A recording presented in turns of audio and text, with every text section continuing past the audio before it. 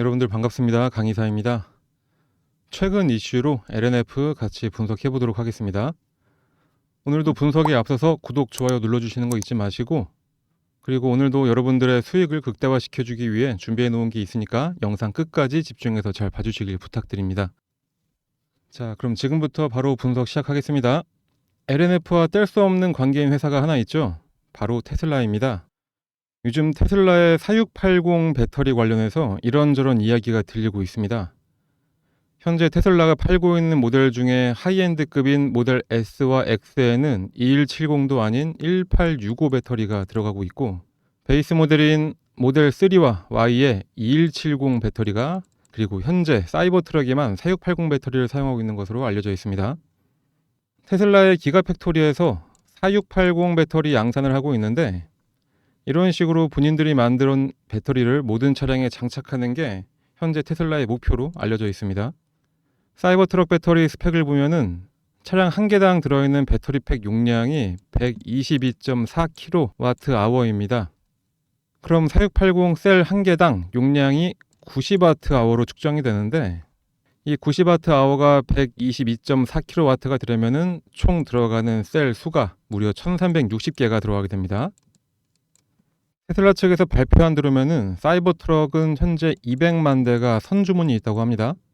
그럼 4680 배터리 셀이 27억 셀이 필요하고, 기가와트로 따지면은 245기가와트가 필요하다고 합니다.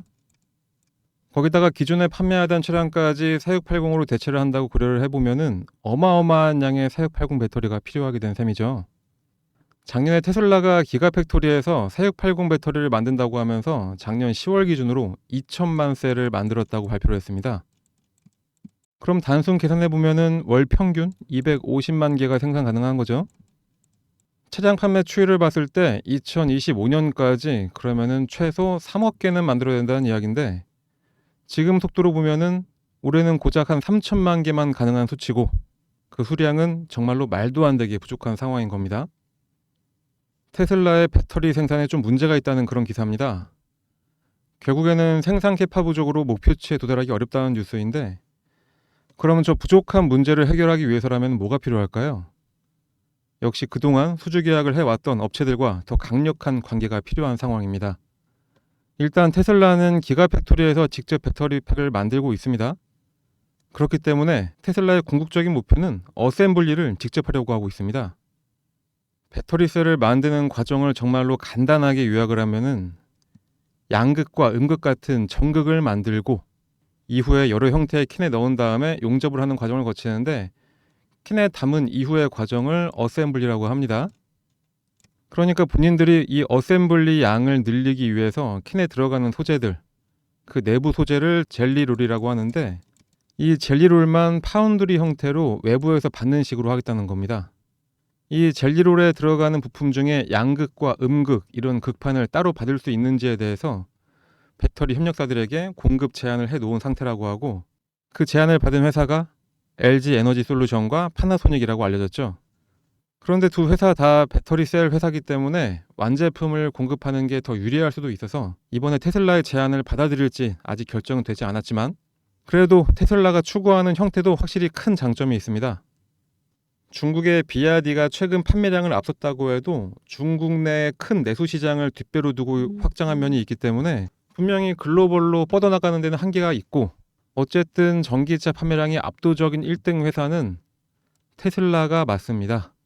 그 테슬라가 얼마 전에 배터리대회에서 밝힌 생산량 목표를 보면은 2030년까지 테라와트시의 규모의 배터리를 만들겠다고 한 상황이고, 그 목표 도달을 위해서 자체적으로 모든 걸 다 하기는 불가능하니까 협력사인 너희들도 함께 나눠서 하자, 이런 제안을 한 겁니다. 그만큼 규모의 경제가 만들어질 수 있다, 그 이야기인 거죠. 그리고 파나소닉은 모르겠지만 LG 에너지 솔루션의 고객사가 테슬라만 있는 것도 아니니까 테슬라의 전극 납품의 양을 높이고, 그 외에 포드나 GM, 리비안 같은 회사에는 동일하게 그동안 해왔던 대로 공급을 하면은 문제가 될 것도 전혀 없고, 오히려 수주 금액만 더 올라갈 수가 있겠죠. 자, 그러면은 중요한 게 뭐냐?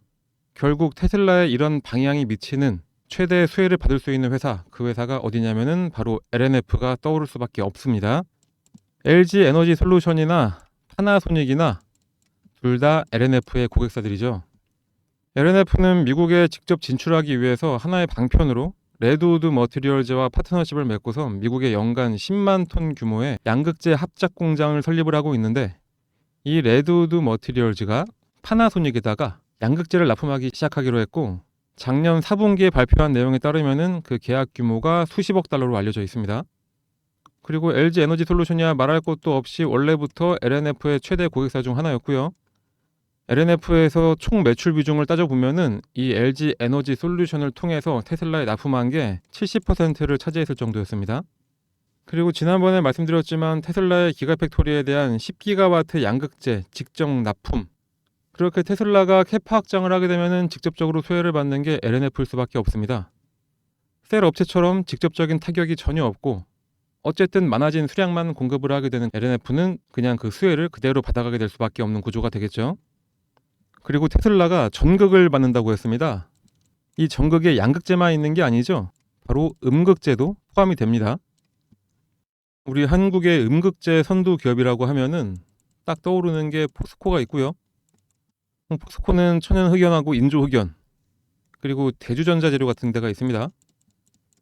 대주 같은 경우에는 실리콘 등이 있는 것으로 알려지긴 했는데, 그런데 확실히 순수 흑연 제품 같은 경우에는 수익성이 그렇게 좋지가 않고 실리콘은 약간 위원의 확대가 쉽지 않은 그런 기술적인 문제가 있습니다. 이것들을 보완해서 그 다음 세대의 음극재의 필요성이 지금 증가하고 있고, 현재 중국 흑연 비중도 축소할 필요가 있기 때문에 바로 적용 가능한 차세대 음극재에 대한 필요성이 대두가 되고 있습니다. LNF가 최근에 차세대 음극재 산업에 뛰어들면서 사업 포트폴리오를 넓히고 있죠. 대구 국가산단에 넓히고 있는 현재 공장 현황을 한번 보면은 요 첫 번째가 바로 차세대 배터리 음극재 공장입니다. 음극재 2,500톤 양산 시설이 있는 게 확인이 되죠. 앞서 잠깐 언급했던 중국에 대한 흑연의 비율을 줄인다는 것은 미국의 IRA 법안에도 대응할 수가 있다는 의미고, LNF의 최대 고객사인 테슬라에 납품을 했을 때 전혀 문제가 없게 하겠다는 그런 의지로 봐도 될 겁니다. 그 외에 다른 회사에 공급을 하게 될 때도 마찬가지일 거고요. 작년 3분기쯤에 갑자기 흑연 대란이 일어나면서 잠깐 소란스러웠던 적이 있습니다. 작년 한 해 동안 처음으로 전 세계 흑연 수요량 가운데 전기차 배터리 생산을 위한 판매되는 비중이 흑연 사용량의 50%가 넘을 것이라는 전망이 나오면서부터였죠. 특히나 미국이 광물 주요 생산국인 중국에 대한 의존도를 의도적으로 낮추려고 하면서 전기차에 들어가는 흑연 확보를 위한 경쟁도 정말 치열해졌습니다. 전기차 한 대당 평균적으로 배터리 음극재를 만들기 위해 들어가는 흑연이 무려 50kg에서 100kg이 필요합니다. 이거는 전기차 배터리에 들어가는 리튬의 약 2배에 달하는 양입니다. 자동차 회사들은 흑연이 전기차 배터리 무게 기준으로 가장 많은 비중을 차지하는 소재임에도 오히려 흑연 확보에는 약간은 소극적이었고, 상대적으로 전기차 배터리 원료로 더 널리 알려진 리튬이나 니켈, 코발트 확보에만 집중해 왔었죠. 미국과 유럽에서 주요 광물에 대한 중국 의존도를 낮추기 위한 법안이 작년에 시행됐기 때문에 중국 외의 지역에서 생산되는 원자재 부족은 지금도 심각하게 보고 있고, 앞으로도 더 심각해질 것으로 전망을 하고 있습니다. 현재 예상은 2030년까지 전 세계적으로 77만 톤 정도의 공급이 부족할 것으로 계산이 되고 있습니다. 그렇기 때문에 요 2030년까지 흑연에 약 120억 달러의 투자가 필요하고, 2035년까지 그 수요를 충족하기 위해서는 무려 97개의 신규 광산이 필요하다고 합니다. 이러다 보니까 테슬라도 모잠비크에서 광산을 운영하고 있는 시라 리소스나 매그니스 에너지 테크놀로지스와 이미 계약을 체결을 했고, 이렇게 흑연 확보에 열을 올리고 있습니다. 하지만 현재로서는 중국이 전 세계 천연 흑연의 61%와 배터리 음극을 만들기 위한 최종 가공 재료의 98%를 생산하고 있다는 것이 중국을 견제하는 미국이나 유럽의 가장 큰 문제인 건데, 그래서 더 빨리 새로운 소급처를 확보를 해야 되는 상황인 거고, 그 음극재도 생각보다 수익성이 떨어지는 천연 흑연보다는 인조 흑연, 그리고 인조 흑연보다 한 단계 더 거쳐서 실리콘 흑연이 대두가 되긴 하고 있지만, LNF는 그보다 더 한 단계 더 나아가는 차세대 흑연까지도 집중을 하고 있는 상태입니다. LNF는 음극재 사업을 현재 미쓰비시와 합작을 해서 하고 있죠. 미쓰비시는 원래 음극재 사업을 이전부터 하고 있던 회사였는데 꽤 규모가 되는 알아주는 기업이었습니다. 다만 그동안 캡 확장을 안 하고 있다가 LNF와 손을 잡고선 확장을 하게 된 겁니다. 미쓰비시 케미컬 같은 경우에는 반도체에다가 한번 비교를 해본다면 뭐랄까요? 팹리스 기업? 이렇게 표현할 수가 있겠습니다. 제조는 하지 않고 미쓰비시의 기술만 가지고 있고 제조는 외주를 주는 방식을 취했었습니다. 일본의 카본 기업들도 미쓰비시의 기술로 제조만 하거나 광산을 소유를 했었거나 했고 노동력이 상대적으로 저렴했던 중국 기업 쪽에서 제조만 한다던가 하는 그런 경우가 아주 많았었죠. 일례로 중국의 칭다오 안도의 카세이와 합작을 했던 칭다오 링다 카세이에서 천연 흑연 음극재를 연간 1만 2천 톤을 생산할 정도로 미쓰비시는 이 중국하고 긴밀하게 작업을 해왔었는데, 그런데 미국이 중국을 딱 견제해버리니까 또 다른 판로로 한국을 점찍은 거고, 그 중에서도 LNF와 손을 잡게 된 겁니다. LNF는 미쓰비시 케미컬이 주도하는 천연 구형화 흑연 프로젝트에 들어가게 된 겁니다. 구형화 흑연을 받아서 그걸 가지고 LNF가 코팅 작업을 해서 음극재를 만드는 이런 구조가 되는 겁니다. 이런 사업 구조를 가지고 있는 회사가 한국에 하나 더 있죠. 바로 포스코. 포스코가 현지 광산에서 생산한 거를 현지 회사와 합작을 해서 음극재를 생산을 하고 있는데, 현지 광산과 계약을 진행하는 포스코 인터내셔널의 역할을 LNF는 미쓰비시가 해주고 있는 거고, 생산은 LNF가 담당을 하는 겁니다. LNF는 그러면은 어떤 차세대 음극재를 만들 거냐가 궁금하죠? 일단 천연, 인조, 실리콘 이 흑연들의 특징을 보면은, 천연은 가격 경쟁력은 있긴 하지만 출력이 좀 떨어지고, 인조는 천연에 비해서 가격은 조금 비싸지만 대신 출력은 좋고, 실리콘은 천연 흑연 기반의 음극재에 비해서 높은 용량과 주행거리가 상당히 좋습니다. 하지만 가격이 조금 비싸고 안정성이 조금 떨어지는 단점이 있죠. 현재 LNF가 어떤 차세대 음극재를 만들 건지는 시장에 알려진 바는 없긴 합니다. LNF의 IR을 다녀왔을 때도 정확하게 말은 없었고, 단지 이 실리콘보다도 한 단계 더 나아간 음극재라는 말만 있었습니다. 하지만 확실한 거는 가격, 출력, 주행거리 모두 이전 세대의 음극재보다 다 뛰어나고, 테슬라의 급속 충전에 대응 가능한 음극재라고 하니까 충분히 기대해 볼 만하겠습니다.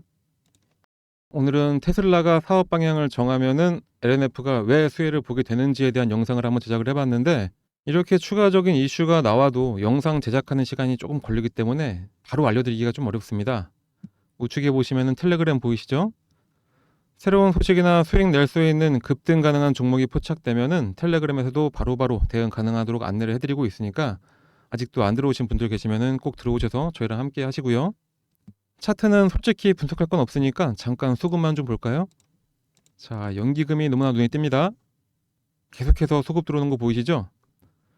벤치마크를 추정해서 들어오는 연기금의 특성상 장기 투자를 하게 되기 때문에 그만큼 하방에 주가가 탄탄하게 잡히게 있다는 거고, 포트폴리오의 리밸런싱이 일어나기 전까지는 지속적인 매수로 주가를 부양하는데 연기금이 아주 큰 도움을 주고 있습니다.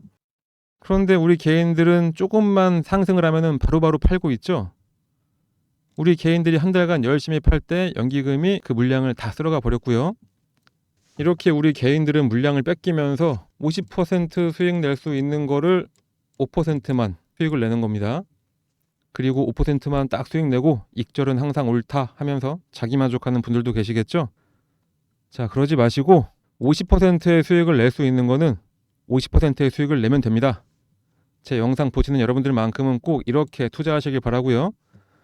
그게 혼자서 어렵다 하시는 분들은 저희 텔레그램에서 차근차근 하나씩 다 잡아드리고 있습니다. 여러분들의 수익도 지키고 더 극대화할 수 있도록 도와드리고 있으니까 빨리 들어오셔서 저희랑 함께 하시면 됩니다.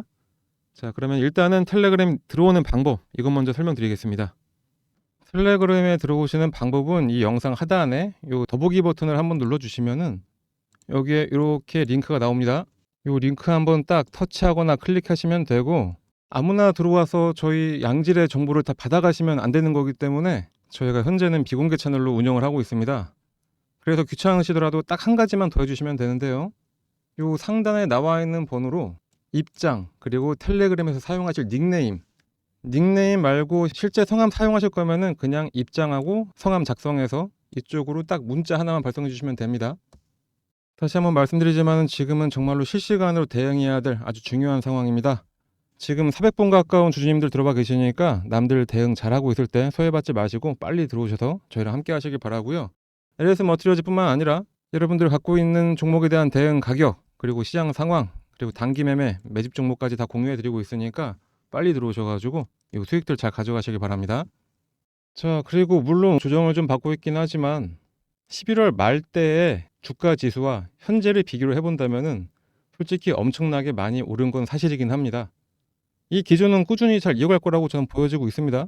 금리 인하가 이제 올해 최소한 2분기에서 3분기에는 시작할 만큼 현재 계속해서 주가 지수는 상승할 수밖에 없는 그런 구조가 만들어진 상태고요. 코스피 3000이나 코스닥 1000이나 저는 충분히 갈 수 있다, 이렇게 지금 판단하고 있습니다. 최대한 낮은 금액에 매수해서 최대 수익 낼 수 있는 이런 종목 제가 포착해 놓은 게 있는데 이것도 여러분들께 오늘 특별히 공개를 해드리도록 하겠습니다. 혹시 손실 중이신 분들 계시면은 이 손실도 만회할 수 있고요.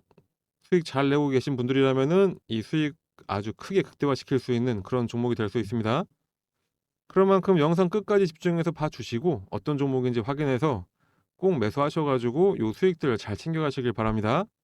지금부터 바로 공개해 드리도록 하겠습니다. 여러분들 2022년부터 2023년까지 가장 힘들었던 섹터가 어디였었다고 생각하십니까? 바로 반도체 섹터였죠. 물론 이 AI 반도체 관련 칩을 만드는 회사들은 종목별 차별화를 이뤄주면서 나홀로 상승을 하긴 했었습니다. 그런데 이제 2주기로 돌아오는 반도체 호조 시기에 들어가면서 2023년 말부터 반도체 관련 회사들이 모두 다 턴어라운드에 성공을 좀 하고 있습니다. 지금 시기가 정말로 삼박자가 딱 맞아 떨어지고 있는 시기라고 보고 있는데 2년 주기의 반도체 호황, 그리고 AI의 혁명, 그리고 마지막으로 가장 중요한 거는 금리 인하로 인한 시장의 활성화입니다. 이 세 가지로 앞으로의 큰 폭의 상승이 전망이 되는 반도체 시장에서도 가장 먼저 상승할 종목을 골라내서 우리는 2024년 초부터 큰 수익을 가져갈 수 있는 그런 기회를 가져가야 하겠죠. 자, 말씀드렸듯이 반도체 시장의 활성화를 다시 가져온 거는 AI의 혁명입니다. 이 AI 혁명 때문에 시장에서는 지속적으로 강력한 성능을 요구하고 있고, 그러다 보니까 어떤 산업보다 아주 빠른 성장이 시작되고 있는 게 바로 이 반도체 섹터죠. 기존의 메모리 반도체는 마치 원자재처럼 수요와 공급에 따라 가격이 오가고 최대한 낮은 생산 원가를 갖춰서 가격 경쟁력을 확보하는 게 가장 중요한 가치였다면은 이 AI 시대에서는 메모리 반도체 성능 향상이 계속적으로 요구되면서 이제 메모리 반도체 3사의 비즈니스 모델까지 전환이 된 상태입니다. 이제는 저비용보다는 강한 성능이 살아남게 되는 상황으로 접어들었고, 시장의 요구는 기존처럼 대량 생산한 이후에 납품을 하는 게 아니라 수주를 먼저 하게 되고 그에 맞는 수율에 맞춰서 제품을 납품하는 것으로 비즈니스 모델이 바뀌었죠. 컴퓨팅 영역에서 더 높은 성능이 요구가 되니까 이제는 CPU와 GPU를 결합을 해서 하나의 칩으로 만들어내는 상황까지 오게 됐습니다. 그 변화가 바로 HBM이고요. 이 HBM을 통해서 GPU 메모리를 가져오고 CPU는 128GB D램을 통해서 메모리를 사용을 하게 됐죠. 여기에서 바로 오늘의 주인공이 등장합니다. 바로 CXL. 일반적으로 서버에서 메모리 성능을 가장 극대화하는 것이 핫앤 콜드 메모리 전략입니다. 핫 메모리 같은 경우에는 D램과 HBM이고, 콜드 메모리는 낸드 플래시 같은 저장에 특화된 스토리지다, 이렇게 생각하시면 되고요.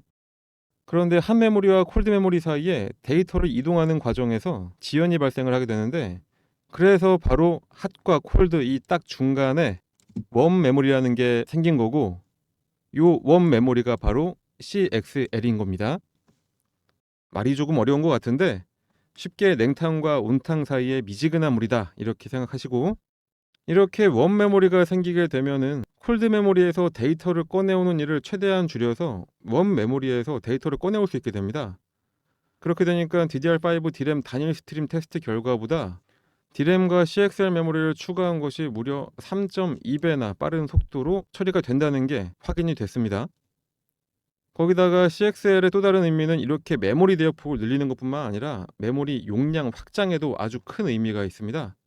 이게 바로 삼성전자의 CXL 메모리 사진인데, 많은 D램을 메모리 컨트롤러가 통제를 하고 폼팩터는 SSD 형태를 사용을 하게 됩니다.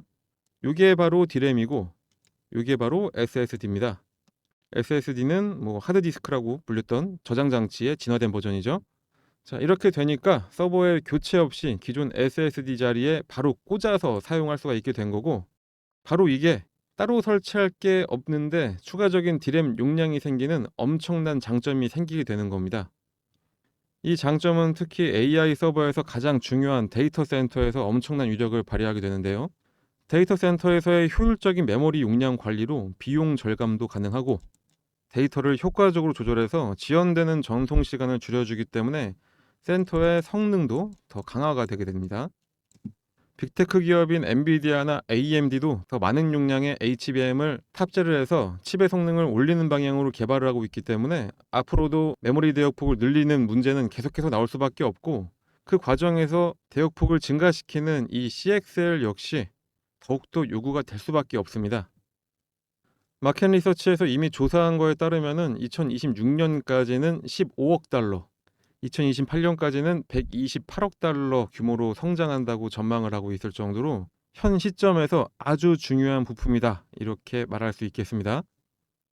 자, 여러분들 2023년을 돌이켜 보면은 AI 반도체가 뜬다 어쩐다 하면서 반도체 업황이 아주 안 좋은 상황이었음에도 불구하고 다른 반도체주들 다 나락갈 때 이 AI 반도체 관련주들만큼은 고공행진을 했었죠. 차트를 같이 한번 봐볼까요? 자, 첫 번째로 상승을 했던 게 PCB의 용량을 늘려주는 MLB 기판 관련주인 이수페타시스, 무려 5,200원에서 43,300원까지 올라갔었습니다.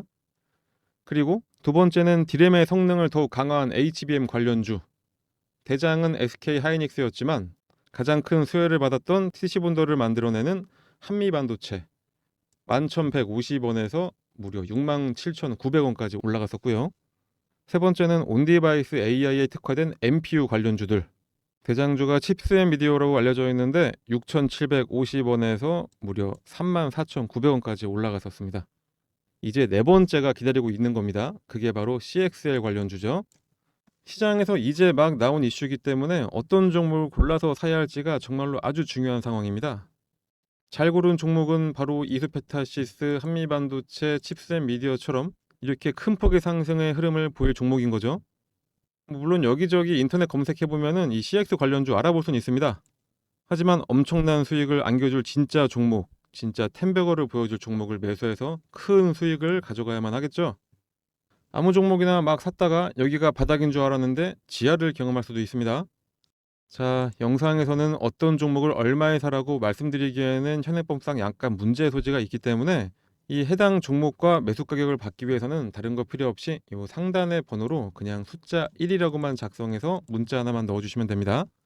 그러면은 어떤 종목인지 문자를 보내주신 분들께 종목명, 매수가, 목표가, 보유시기 같이 매수하기 아주 편하게 문자로 저희가 다시 회신해 드리도록 하겠습니다. 다시 한번 강조드리지만 현재 시장 마지막으로 바닥을 다지고 날개짓을 이제서야 하고 있습니다. 가격대가 모든 종목이 상당히 나아졌기 때문에 지금 들어가야만 최대의 수익을 얻을 수가 있습니다. 자, 내년에 코스피는 3,000, 코스닥은 1,000, 전혀 문제없이 갈 수 있다고 저는 전망하고 있고요. 이렇게 돈 벌 수 있는 절호의 기회를 절대로 놓치지 마시고, 저는 여러분들께 바라는 거는 오직 구독, 좋아요, 댓글, 응원의 문자 딱 이거밖에 없습니다.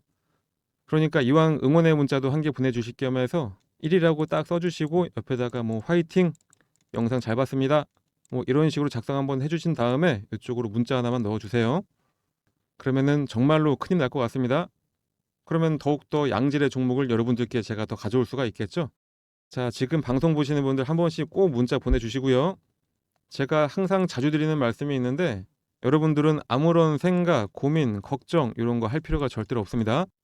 그냥 저희가 알려드리는 거 그냥 따라서 매수만 하시면 됩니다. 이런 분석, 고민 다 저희가 해드릴 테니까 그냥 응원 문자만 한 개 보내주시고 수익만 잘 챙겨가시면 되겠습니다. 자, 한번 생각해 보시면은 뭐 워렌 버핏이라든가 짐 차노스라든가 그런 사람들이 몇 조를 벌던 우리는 전혀 신경 쓰지 않죠. 그런데 내 주변 사람들은 돈을 막 벌고 있는데 나는 못 벌면은 정말로 참을 수가 없습니다. 너무 소외감이 크게 느껴지죠. 그런 종목을 저희가 여러분들께 알려드리려고 하는 겁니다. 어떤 종목을 사야 할지, 얼마에 사야 할지 이런 거 모르고 일단 사보자 하시는 분들 절대 그런 생각 하지 마시고요. 알려드리는 종목으로 제대로 된 투자를 해서 큰 수익 가져가시길 바랍니다. 자, 우리 여러분들 전혀 부담 갖지 마시고 영상 보고 신청했는지 여부만 확인하려고 하는 거니까 그냥 지금 휴대폰 꺼내서 숫자 1 그리고 뭐 응원의 문자 이렇게 보내주시면 되겠습니다. 아무것도 안 해서 아무것도 아닌 사람 되지 마시고 남들은 다들 수익 내고 있는데 나만 수익 못 내는 그런 소외감 절대로 느끼지 마시고 여러분들도 뭔가 행동을 하셔야 그 결과가 따라오는 겁니다. 그러니까 지금 바로 행동 딱 하시고 이렇게 큰 결과를 가져가셔서 모두 다 부자 되시길 간절히 바랍니다. 자, 그럼 오늘 방송은 여기까지 하고요. 다음 영상에서 더 좋은 종목으로 찾아뵙도록 하겠습니다. 감사합니다.